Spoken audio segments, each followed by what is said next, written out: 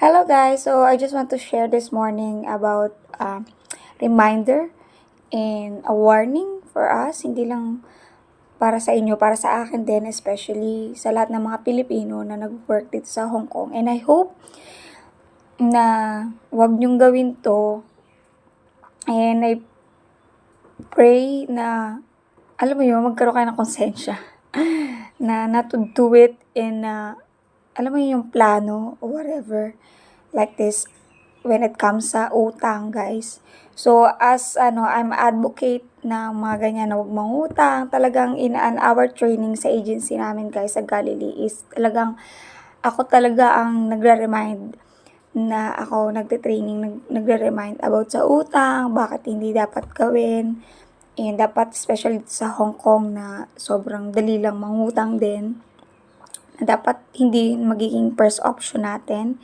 And because na-experience ko rin yan about utang. But I praise God that I already delivered on that area of my life na about sa utang.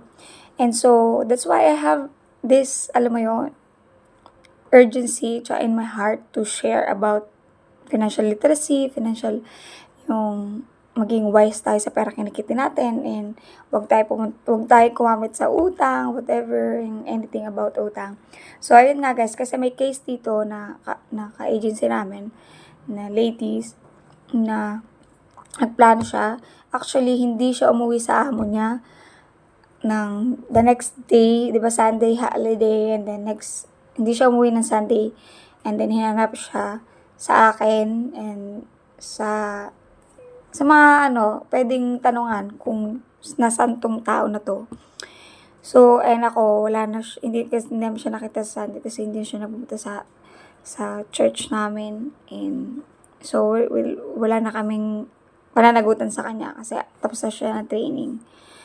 So, yon. And then, yeah, ay ang nangyari, yung revelation, guys, is umuwi na siya ng Pilipinas. And then, alam mo yon, nalaman ko na may utang. Nangutang siya. Parang nangutang na siya pero nagre-loan siya sa isang utangan dito sa Hong Kong. And ang nangyari is umuwi siya and plano pala niya yun. Dapat alam kong gawakasyon siya na September but nauna na siya. So, ayun lang reminder ko na wag niyong, ganito yung plano ng, di ba, makasensya kayo sa amo niyo na mabait naman, especially mabait naman yung mga amo niyo. Kahit hindi mabait, kahit sobrang bait, di ba? Kailangan wag niyong gawing plano yun na mangutang kahit tas tatakbuhan niyo. Kawawa naman yung amo at saka kawawa din yung, kunyari kung may